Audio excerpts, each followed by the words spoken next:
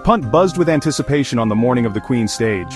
The crisp air was thick with excitement and nerves as the small mountain town transformed into the epicenter of the cycling world for a day. Riders, team staff, and fans alike could sense that something special was about to unfold, a stage destined to be remembered. Riders shivered at the start, nerves heightened by the biting alpine chill. Breath turned to mist, and the clatter of cleats on pavement echoed through the frosty air. Even the most seasoned pros felt the weight of the day ahead, knowing that the cold would be just one of many adversaries. The race launched straight into the legendary UAE Pass, its slopes dusted with late spring snow, a surreal, breathtaking scene. The white-capped peaks and icy banks created a landscape more suited to winter than summer, amplifying the sense of drama and challenge. The peloton's vibrant colors cut through the white landscape, a battle against both rivals and the elements. Each pedal stroke was a defiance of the cold, a statement of intent. The riders became moving brushstrokes on a canvas of snow and stone, their determination visible in every grimace and shiver. Fans lined the roads, bundled in jackets, their cheers echoing across the peaks. Some had hiked for hours just to catch a glimpse of their heroes, braving the same cold that challenged the riders. Cowbells rang out, flags waved, and the spirit of the Alps was alive in every shout of encouragement. 4 categorized climbs awaited, 2 soaring above 2,000 meters, a day for pure climbers and GC dreams. The altitude would sap the legs, the gradients would test the mind, and only those with true mountain pedigree could hope to survive the onslaught. The 148-kilometer route from Punt to Santa Maria in Calanca was a relentless sawtooth of ascents and descents. There would be no respite, no easy kilometers, just a constant battle against gravity and fatigue, with every summit promising only another challenge beyond. The UAE Pass was just the beginning. The San Bernardino loomed ahead. Its long, punishing slopes would demand everything from the riders, and the knowledge of what was still to come weighed heavily on every mind in the peloton. This stage was designed to strip away the weak, leaving only the strongest to contest the crown. Every attack, every acceleration, was a test of willpower and endurance.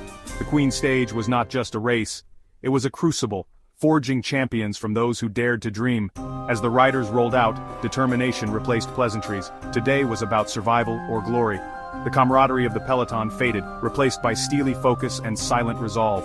Each rider knew that by day's end reputations would be made or broken on these unforgiving slopes. The snow symbolized the purity of the challenge, a blank slate for a new chapter in the Tour de Suisse. It was as if the mountains themselves had pressed reset, daring the riders to etch their names into cycling history. Who would have the legs, the courage? The Queen's stage was ready to deliver its verdict. Every contender would be forced to reveal their true strength, their deepest reserves of courage and grit. The mountains stood impassive, waiting to crown their king. Their silence was both a challenge and an invitation, a reminder that greatness is earned, never given. The battle for supremacy had begun, and as the snow sparkled under the alpine sun, the Queen's stage promised to reveal the heart and soul of every rider who dared to dream of victory. The flag dropped and chaos erupted. Everyone wanted into the breakaway. The tension at the start line was electric, with riders glancing nervously at each other, waiting for the first move. As soon as the race was officially underway, the peloton exploded into action, each team jostling for position, elbows out, wheels overlapping, the sound of gears clicking and shouts echoing through the air. It was clear that today, no one wanted to miss the move that could define the stage. Attacks flew relentlessly, teams without GC hopes desperate for stage glory. Riders surged off the front in rapid succession, each attempt reeled back by a vigilant peloton. The early kilometers were a blur of color and movement, with small groups forming and dissolving as quickly as they appeared. For many, this was their one shot at making a name for themselves, and the intensity was palpable. After nearly an hour of relentless attacks and counterattacks, a strong group finally escaped. Roches, Train, and 6 others from teams like Cofidis, Bahrain Victorious, and Jayco Alula. These riders had the legs and the luck to make the split, and as they looked around at their new companions, a silent pact was formed: work together or be caught. The peloton hesitated, and that was all the breakaway needed. They worked smoothly, building a gap as the peloton, spent from the chase, eased off. The break's lead ballooned to 3 minutes, then 4. Each rider took their turn at the front, sharing the workload, knowing that cooperation was their only chance of staying away. The radio crackled with updates, and the team cars urged their riders to keep pushing. The gap on the time board grew, and for a moment it seemed the breakaway might just have a chance. Up front, the leaders found rhythm, but knew the hardest climbs were still ahead. Every glance over the shoulder reminded them that the peloton was never far behind. Behind, UAE Team Emirates took control, their black, red and white jerseys forming a disciplined line at the head of the bunch. Their presence was unmistakable, a signal to every other team that the real power in the race was now asserting itself. They set a steady tempo, signaling to the peloton, "We're in charge." Their goal was clear: protect Joao Almeida and Matthew Riccitello, and keep the breakaway on a tight leash. The rest of the peloton fell in line, knowing that any move now would be met with swift resistance. The race had entered a new phase, one of patience and calculation. The breakaway's freedom was limited. The real race would be decided later, on UAE's terms. The tension in the bunch was thick, with every rider waiting for the next twist. The stage was set for a tactical battle, where every second gained or lost could mean the difference between victory and defeat. The breakaway pressed on, but the peloton's patience was running out. The mountains loomed ahead, their steep slopes promising to shatter the group and reveal the true contenders. The Queen stage was only just beginning, and with every pedal stroke, the drama of the day continued to build. With the breakaway established, the race settled into a tense rhythm. The 8 up front shared the work, their gap holding at 4 minutes.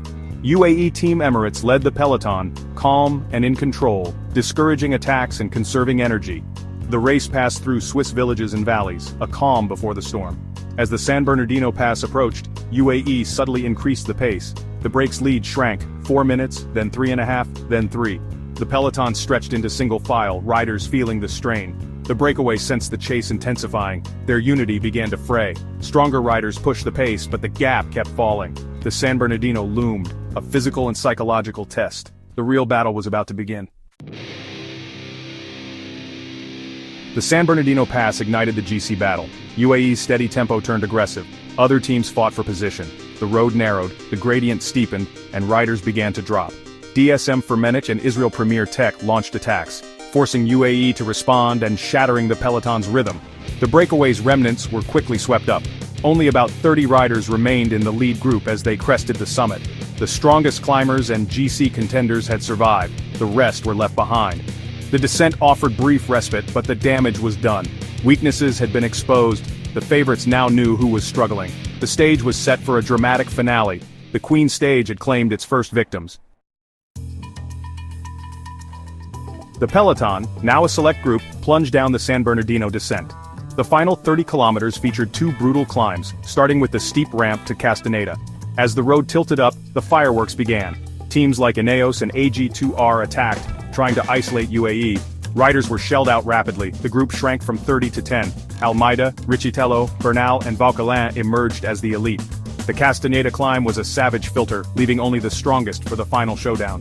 The tactical chess match was over. It was now a battle of pure strength. The leaders crested the climb, exposed and ready for the final ascent. The race had been blown apart. The decisive chapter was about to begin. In the valley before the final climb, a tactical lull set in. Ben O'Connor seized the moment, launching a fierce attack. He quickly opened a gap, forcing UAE to react. Pablo Castrillo bridged across, forming a dangerous duo. Their lead grew to 25 seconds as the chase group hesitated. UAE put their remaining firepower on the front, but O'Connor and Castrillo worked seamlessly. The favorites were under pressure, faces etched with strain. As the final climb to Santa Maria in Calanca began, the duo still held a slim lead. The question: had they gone too early, or would their gamble pay off? The chase was closing in, but the leaders dug deep. The stage was on a knife's edge. The final climb would decide everything. The final climb loomed ahead like a towering wall. This was the moment where dreams would be realized or shattered, where the entire race would be decided in a matter of minutes. The air was thin, the road impossibly steep, and every pedal stroke felt heavier than the last. UAE Team Emirates took control, setting a relentless tempo that left no room for weakness. One by one, the breakaway hopefuls were caught, first Castrillo, then O'Connor, each swallowed up by the charging peloton as the gradient bit harder. Riccitello, riding for Almeida, drove the pace even higher. His effort was merciless, stringing out the elite group and forcing cracks to appear. Riders who had looked strong moments before now struggled to hold the wheel. In the end, only 3 could withstand the onslaught: Almeida, Vauquelin, and Bernal. They formed a select trio, each digging deep into reserves of strength and determination. The suffering was written on every face. Muscles screamed, lungs burned, and the pain was etched into every grimace. This was the point where champions are forged, and pretenders are left behind. With just 2 kilometers remaining, Vauquelin launched a fierce attack, rising out of the saddle and surging forward. Almeida, ever vigilant, responded instantly, refusing to give an inch. Riccitello, his job done, swung off, utterly spent. Now it was up to Almeida, who countered with a powerful acceleration of his own, testing the limits of his rivals. Bernal and Vauquelin, refusing to surrender, chased with everything they had. The stage win hung in the balance, every second and every meter crucial. Almeida pushed the pace, searching for any sign of weakness, but his rivals clung on, matching him pedal stroke for pedal stroke. The tension was palpable, the outcome uncertain. The trio fought for every meter, urged on by a roaring crowd lining the roadside. Flags waved, voices shouted encouragement, and the energy was electric as the riders neared the summit. This was pure, primal racing. No teammates left, just raw strength, courage, and willpower. Each rider was alone with their pain, fighting for glory on the mountain. The Queen Stage was living up to its legend, delivering drama and spectacle worthy of cycling's greatest battles. The mountain stood silent witness to the unfolding epic. The finish line finally appeared, a banner of hope and agony. But even with victory in sight, the battle raged on. No one willing to concede, every rider desperate for the win. In the end, only the strongest would prevail. One rider conquering the mountain, etching their name into the legend of Santa Maria in Calanca. The final kilometer was a theater of suffering. Almeida, Bernal, and Vauquelin were locked together, each on the absolute limit. Every pedal stroke was agony, faces twisted in pain, jerseys soaked in sweat. Almeida led, trying to control the finale. Bernal and Vauquelin waited, searching for one last burst. With 300 meters to go, Vauquelin launched his sprint, surging past Bernal and drawing level with Almeida. Almeida responded, finding another gear in a desperate rocking effort. It was a slow-motion sprint, pure willpower. Almeida edged ahead, crossing the line with a scream of triumph. Vauquelin took a brilliant second, collapsing over the line. Bernal finished third, spent but defiant. The mountain had delivered its verdict. The GC battle was far from over. This was a Queen Stage for the ages, drama, courage, and epic mountain scenery. From the frantic start to the nail-biting finish, it was pure bike racing. Almeida and UAE showed strength, but were tested at every turn. Attacks from O'Connor, Vauquelin, and Bernal proved the race is still wide open. Almeida's win solidified his lead, but the GC remains close. The mountain rewarded strength, punished weakness, and defined this Tour de Suisse. The peloton was pushed to its limits. The images will linger long after the finish. More mountains and a decisive time trial await. Anything can still happen. The key protagonists have emerged, and the battle for overall victory is on. If the rest of the race matches today, we're in for an unforgettable finale.